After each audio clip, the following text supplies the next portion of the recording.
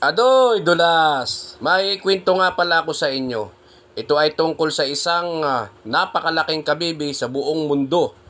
Pero bago ang kwento na yan, back forward muna tayo sa panahon noong 1569. Wala pa daw ibang tao na nakatira sa isla maliban sa mga asawang higante na naninirahan doon. Ang mag-asawang higante ay hindi nagkaanak pero masaya sila magkasama sa islang iyon na kung tawagin ngayon ay Polillo Island na matatagpuan sa bahagi ng Quezon. Dati daw, ang islang ito ay napakaraming baboy ramo na siyang madalas hulihin ng mag-asawang higante para gawing pagkain maliban sa mga prutas na makukuha sa gubat katulad ng katmon, tagbak, santol at iba pa na siyang parating kinakain ng mag-asawang higante. Isang araw naisipan ng mag-asawang higante na maligo sa dagat at kung makikita mo silang dalawa ay napakasaya habang naliligo sa dagat. Nang biglang sumigaw ang babaeng higante na siya namang kinataranta ng lalaking higante.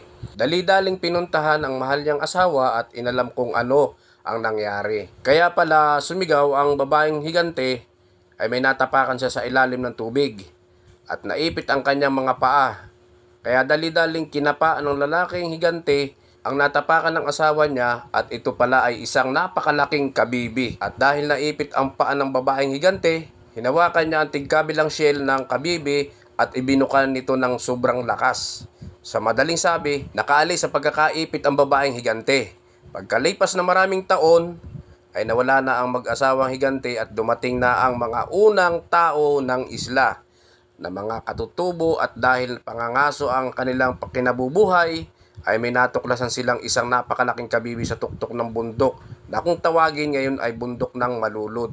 Napakalaki ng kabibing ito, sa sobrang laki, pwede paglanguyan ng 5 kalabaw.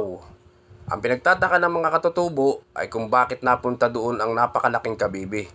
Siguro kung alam lang nila ang dahilan kung bakit napunta doon ang napakalaking kabibi, ay mamamangha sila sa kwento noon. Sa ngayon, ay wala na po ang kabibi sa tuktok ng bundok. Alam nyo ba kung bakit nawala? Ginawa lang namang apog ng mga katutubo at ginawang pansahog sa nganga. Adoy, Dulas!